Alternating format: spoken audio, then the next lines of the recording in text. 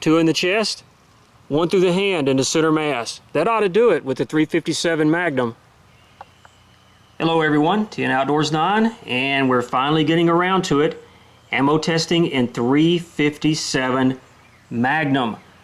You're looking at the Ruger GP100 3-inch barrel, and unless I inform you otherwise, this is going to be the test gun for this caliber. And how many of you would have won this bet? That my first ammo test was going to be with the Speer Gold Dot, and this is the 125 grain load. As most of you are aware, Speer offers us a bonded bullet, which is designed for enhanced barrier penetration, and as you would anticipate, this one is smoking along. Advertised muzzle velocity 1,450 feet per second.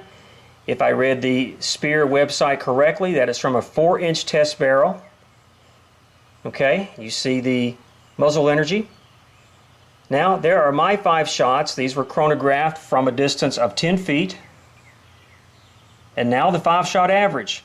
So we're dropping down 1,338 feet per second, 3-inch barrel. That's to be expected. And that equates to approximately 497 foot-pounds of muzzle energy. Still thumping along. And we're going to tag a block of the SIM-TEST Media next. That's going to be from 10 feet with 4 layers of denim.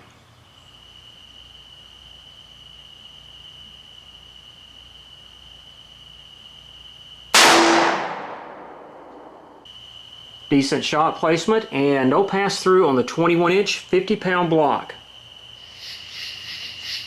Okay, I know everybody is anxious to see how this is going to work out compared to other calibers.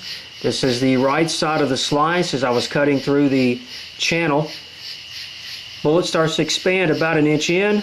This cavity at its widest point is 1 inch. It is approximately 4.5 inches long on this side.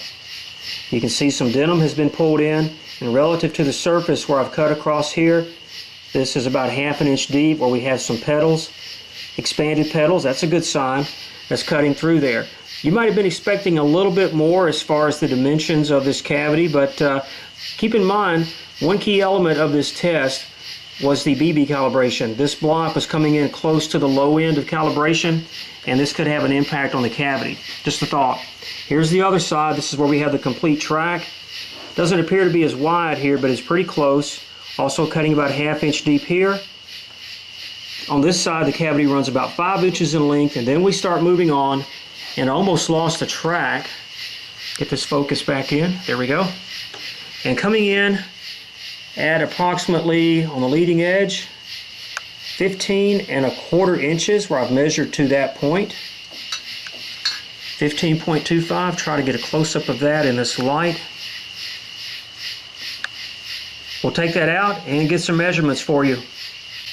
After undergoing a hot bath to rinse off all this stuff, it's coming in a little low, 123.8 grains. Measuring around the expanded points, there's the high end. The average is 0.754 inches.